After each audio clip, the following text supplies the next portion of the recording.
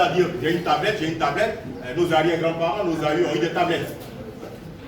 Alors, mais les tablettes, c'est en cailloux, c'est difficile à transporter. Pour écrire beaucoup de textes, c'est compliqué. Alors, des ingénieurs de l'époque ont dit, bon, on va inventer quelque chose de léger, du papier. Et donc, les papyrus sont nés, on améliore, on va dire, mais du papier, on a envie de chaque fois, ça peut se déchirer, on va créer des livres. Et donc, l'industrie du livre est créée. Et voilà, c'est l'économie florissante de l'époque.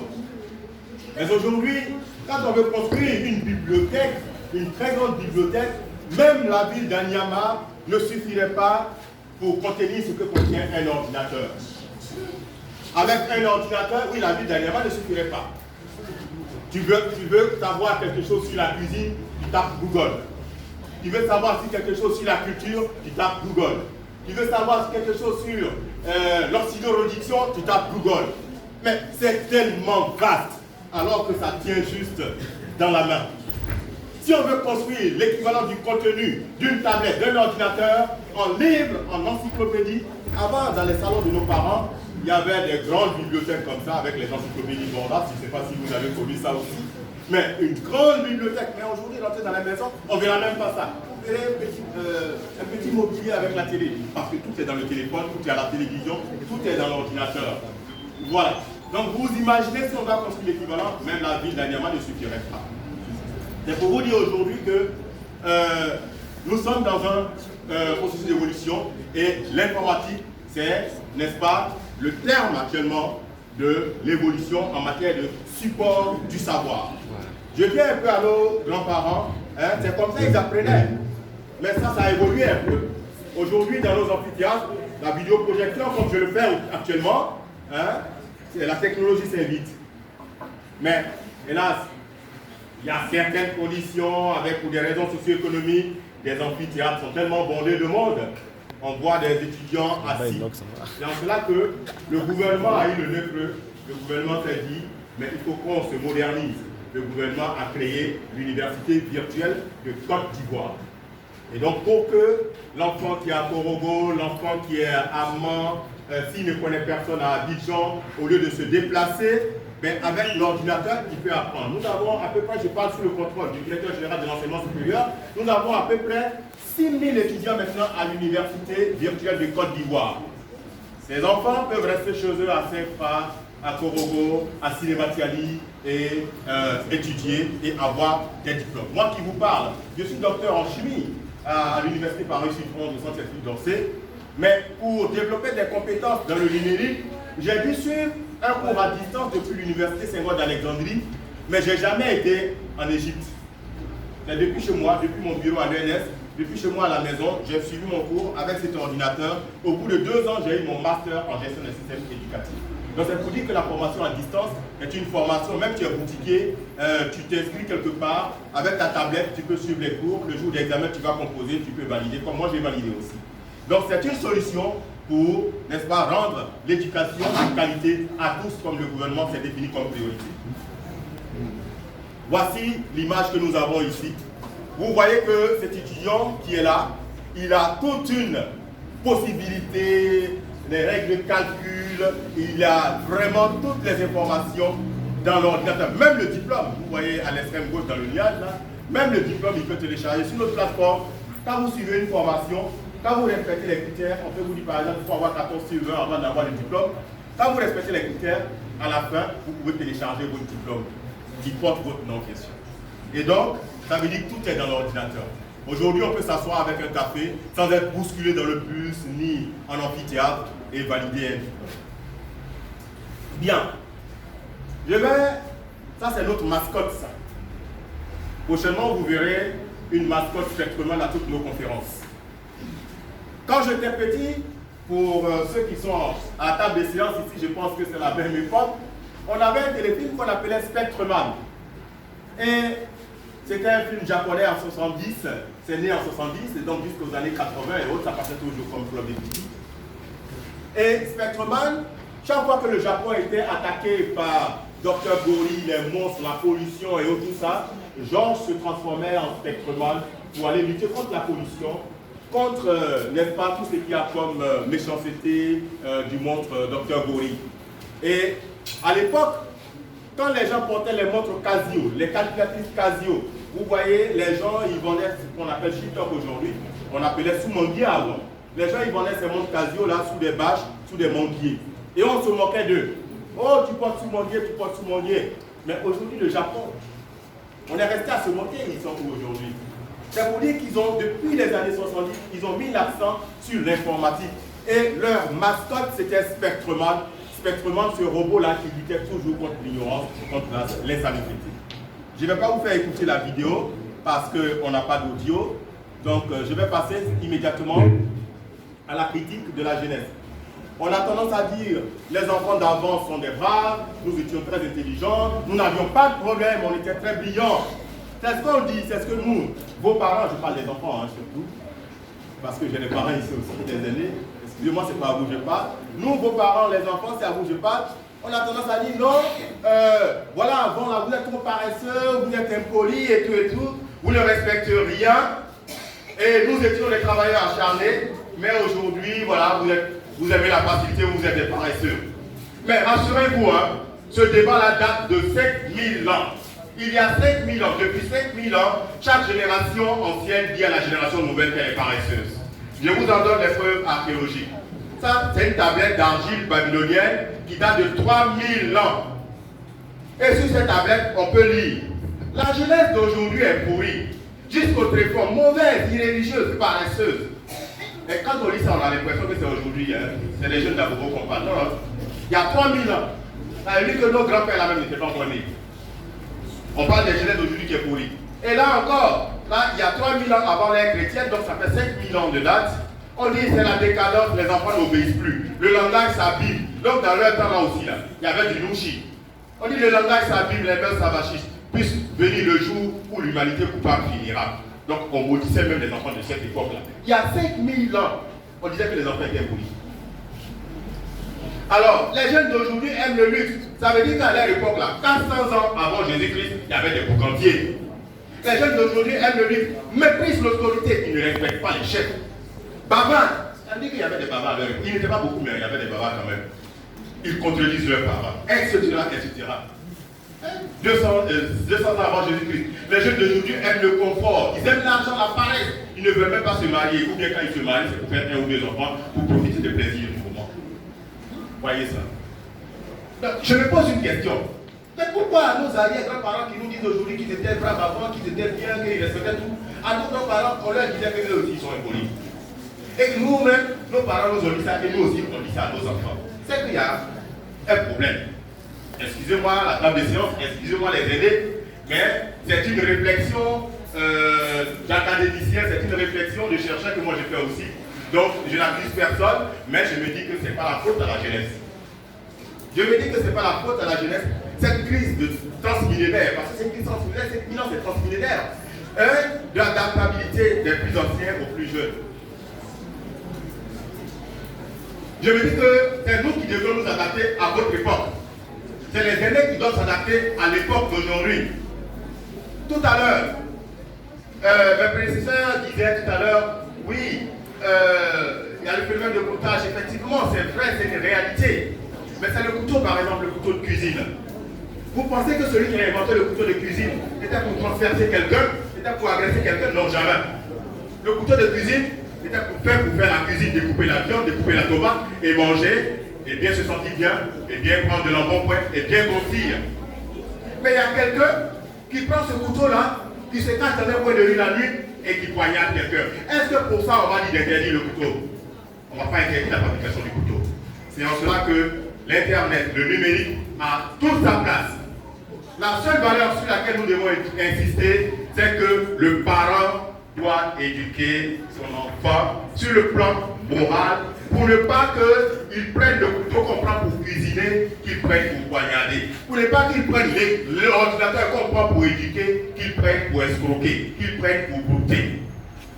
Donc, la racine de tout, c'est dans la main des parents. Parents, je nous parle. Parents, je vous parle. Parents, c'est dans votre main.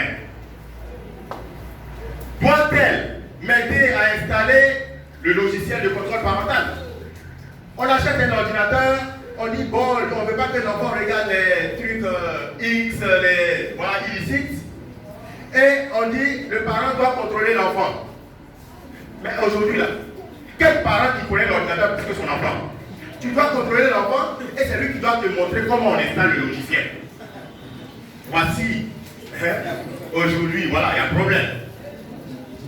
Vous parlez comme guest bon sens. Voilà. Donc du coup, c'est dire quoi? C'est dire que, comme je le dis, nous devons insister sur l'éducation parentale. Moi, quand j'étais petit, aujourd'hui les enfants se connectent sur Internet. Mais quand j'étais petit, je quitte l'école, je vais à la maison. Mais les portes closes, on les dépasse. Les prostituées sont sur la route, elles ont leurs portes closes. Je vais prendre mon argent de poche et puis au lieu d'aller à la maison, ou bien au lieu d'aller à l'école, je rentre sur la prostituée. Le père n'est pas là. Mais grâce à l'éducation que moi j'ai reçue de mon papa, je sais que non, après l'école, c'est la maison. Là, je ne dois pas rentrer. C'est la même chose. Quand l'enfant est bien éduqué, il sait que non, son site préféré, c'est Google. Son site préféré, c'est duweb.ci. Là, il apprend à étudier. Il sait que tel site, les you, quoi, les you, ceci, il sait qu'il ne doit pas y aller. C'est la même chose. L'autodiscipline, inspirée par l'éducation parentale. Bien, je vous raconte la richesse numérique. Parce que notre initiative, notre jeu concours porte au rythme hors numérique. Je vous donne l'exemple de ces deux jeunes-là, Brian Acton et Yann Koum. C'est eux qui ont créé WhatsApp. Alors, ils sont allés chez Facebook. C'est ces deux jeunes ingénieurs, ils ont fini, ils veulent du travail et ils sont allés demander du travail. Mark Zuckerberg leur a dit, pas d'embauche, je ne vous prends pas. Il a claqué la porte, ils sont partis. Mais après, voici, qui n'a pas WhatsApp dans cette salle-là? Je ne crois pas que même le tiers, ça puisse atteindre le tiers. Peut-être la seule personne qui est au fond. Alors, vu le succès de WhatsApp, Facebook, Mark Zuckerberg a appelé Brian Acton et Yann Koum. Il leur a dit, mais je ne voulais pas vous embaucher. Mais votre WhatsApp, ça réussit trop, ça réussit toujours. Vous parlez souvent. Et il leur a dit, je vais acheter. Ils lui ont dit, donnez-nous 19 milliards de dollars. 1 milliard de dollars, ça fait 550 milliards de francs CFA. 550 milliards de francs CFA. Donc c'est 550 milliards de francs CFA qu'il a multiplié par 19 et qu'il a acheté. Mais écoutez, cet enfant-là, qui prend dans son porte-monnaie 19 milliards de dollars pour acheter quelque chose là. Il sait qu'il y a la monnaie qui reste, ça c'est beaucoup, hein. Et il a acheté ça. Brian Acton et Yann Koum lui ont dit, bon, les 19 milliards là, il faut enlever 3 dessus. Les 3 milliards là, il faut garder ça comme action à Facebook. Et nous, qui nous a refusé, mais nous on va rentrer sur la table de direction de Facebook. Et donc, il siège, Brian Acton, ceux qu'on avait renvoyés, ceux qui devaient être de simples techniciens informatiques. Aujourd'hui, ce sont les décideurs à Facebook avec 3 milliards de dollars d'actions. Et ils ont 16 milliards dans leur poche comme virement. Grâce à leur texte qu'ils ont appris avec l'ordinateur, il n'y avait pas du travail. Il n'avait pas dit, ah, il y a pas d'Ivoire, à cause du ministre, le Premier ministre, on n'a pas de travail, on n'a pas ceci. Non, le Premier ministre vous enseigne, vous créez des écoles pour vous éduquer. Il autorise des initiatives telles que du web et autres, pour que vous puissiez développer des compétences, pour que vous puissiez, n'est-ce pas, créer de l'emploi par vous-même, vous vendre cher comme Brian Acton l'a fait. On les a refusés. Mais eux aujourd'hui, ils ont créé de l'emploi. C'est ça, vers ça qu'il faut aller. Et donc, revenons à la Côte d'Ivoire. En 2012, quand le chef d'État actuel venait au pouvoir, il y avait selon Le Monde, hein, le journal Le Monde.fr, qui n'était pas un journal de plaisanterie non plus. Je pense que c'est un journal sérieux. Et donc, en 2012, il y avait 200 000 abonnés à Internet. En 2012, ça fait même pas à peine 8 ans, 9 ans. En 2012, et voici aujourd'hui, nous sommes passés à 10 millions d'internautes. De 200 000 en 2012, au bout de 8 ans, on a 10 millions d'internautes. Vous voyez ce bond spectaculaire. Alors, maintenant que Internet se répand partout, pourquoi ne pas utiliser pour transmettre le savoir? Je cherche à le rencontrer ce monsieur-là, à Salfo. Vous qui le connaissez, dites-lui que vraiment les initiateurs du web peuvent le rencontrer. Parce que j'aime bien une de ces citations. Là où tu te caches, c'est là-bas que je dors. Les enfants aujourd'hui aiment beaucoup l'informatique, voilà, ils sont tout le temps dessus, et quand on leur demande 2x plus 3 égale à 5, trace l'équation de la droite, ils ne savent pas. Quand on leur donne un programme de géographie, de mathématiques, d'anglais, ils ne savent pas. Ça veut dire quoi?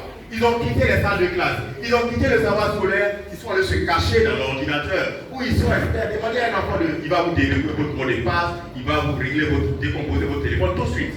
Mais en classe, on lui donne un exercice de maths, il ne peut pas piquer. Donc, il a quitté l'école pour aller se cacher dans l'ordinateur. Et nous, on a dit, là où tu te caches, c'est là-bas, je dors. Alors, Edouard a pris le savoir scolaire maintenant, il allait faire dormir dans l'ordinateur pour que l'enfant qui se cache là-bas puisse se rencontrer avec le savoir scolaire afin que les deux se réconcilient.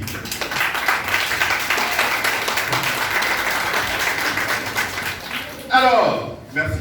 Alors, notre initiative ici, les jeux concours ne sont qu'une publicité, une stratégie de communication.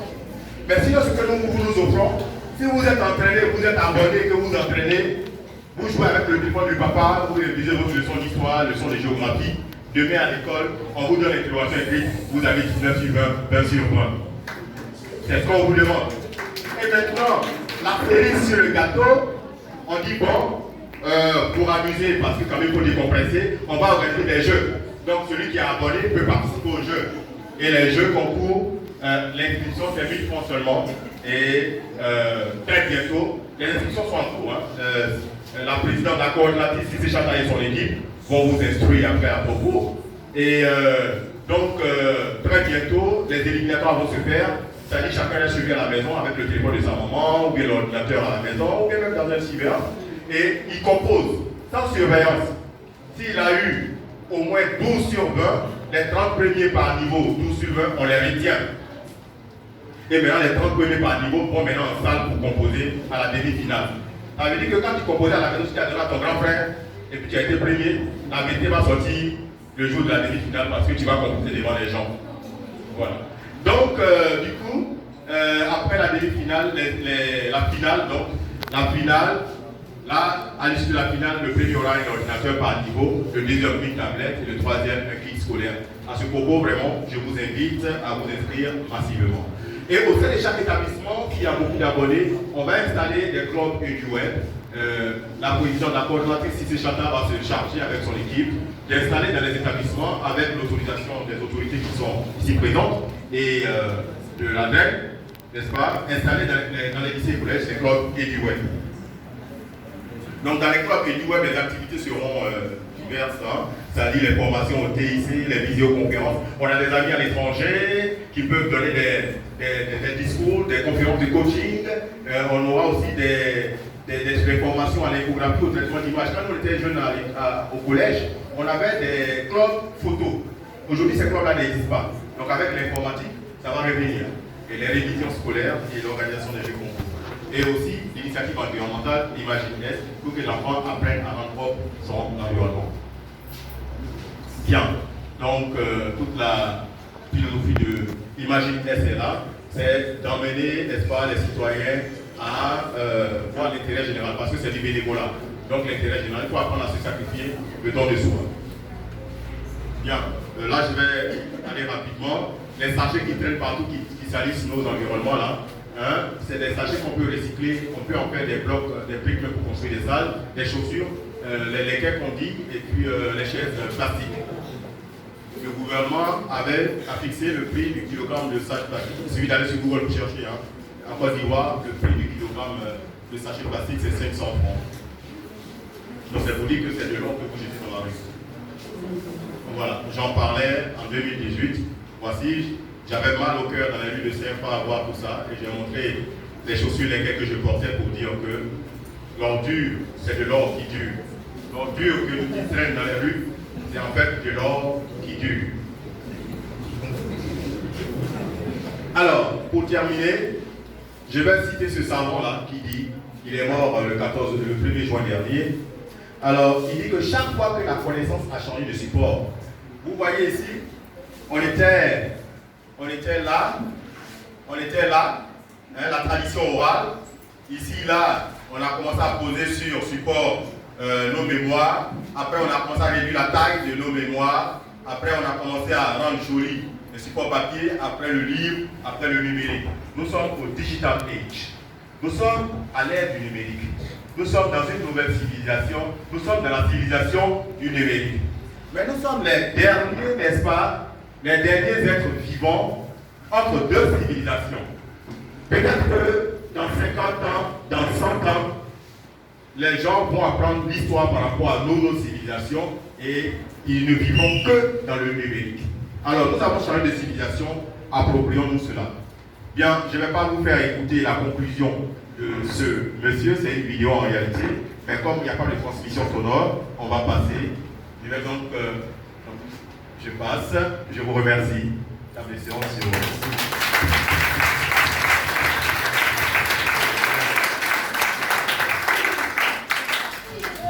Je suis disposé à vos questions.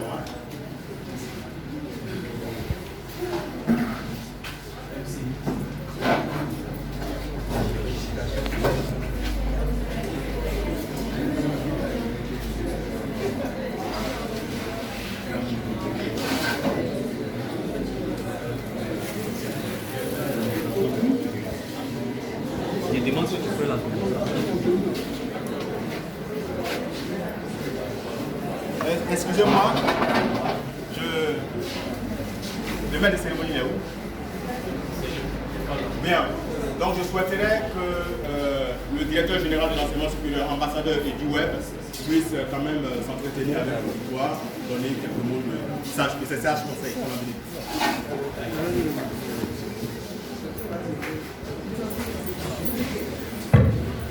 Merci. En attendant que le maître de cérémonie m'arrache le micro, je voudrais saluer tout le monde. Moi, je voudrais seulement attirer l'attention donc de nos jeunes élèves et de tout le monde en général pour dire, il a pris l'exemple où ils ont parlé de 19 milliards de dollars. 19 milliards de dollars, c'est à peu près 600 et quelques milliards de nos francs. 600 à peu près et quelques milliards, c'est 2 ans, 300, une année c'est 300 et quelques, 365, 360 jours. Ça veut dire quoi? Celui qui a les 19 milliards, s'il décide de manger chaque jour 10 millions, chaque jour, il prend 10 millions, il n'investit pas, il ne fait que dépenser. Il a au moins 30 ans à vivre chaque jour. Si c'est par mois, il ne pourra jamais finir de dépenser jusqu'à ce qu'il meure. Vous voyez? Et l'informatique, à l'heure actuelle, le numérique, c'est la seule industrie, je pèse mes mots, le numérique, c'est la seule industrie actuellement où on peut investir l'argent d'un ordinateur, l'argent d'une connexion, et puis on peut avoir des milliards en quelques jours ou dans une année. Je ne connais pas d'autres industries qui donnent cette possibilité. Pour le moment, il n'y a pas une autre activité qui donne la possibilité d'être riche en un court temps et en ayant investi très peu d'argent seulement. Et c'est pour ça que je suis descendu. Je voudrais que les élèves, les étudiants m'écoutent. Seulement, j'ai dit seulement. le vrai investissement, c'est la matière grise. Le vrai investissement, c'est la matière grise. C'est notre cerveau, c'est notre tête. Avec ça, on n'a pas d'autres investissements à faire. Donc, prenons notre étude au sérieux, faisons en sorte que notre cerveau soit amené à imaginer, à résoudre les problèmes.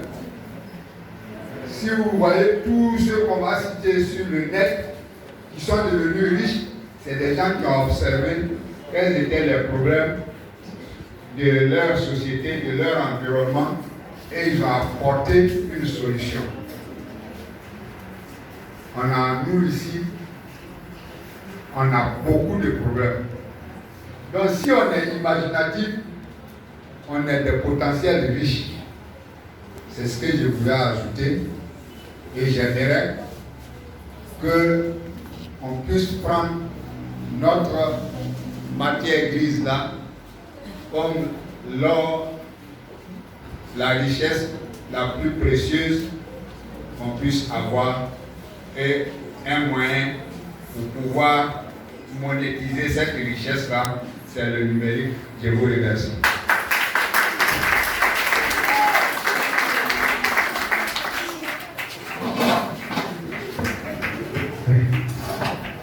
Et après cette brillante bien exposé du directeur général de l'enseignement supérieur, M. Lopo Ibrahim, et avant lui, M. Zoro Eloina, le boss et du web Côte d'Ivoire, a présenté vraiment l'outil informatique. Il a fait l'historique jusqu'à le jour que représente vraiment l'outil informatique pour le bonheur de l'être humain. On continue toujours avec cette cérémonie. Et tout à l'heure, on a dit que le patron de cette grande cérémonie de lancement était le secrétaire d'État au renforcement des capacités. J'ai nommé M. Zorobi Baro Epifan, qui est représenté ici par Zoro Eloy. Donc, à sa qualité de patron de cette cérémonie maintenant, il va venir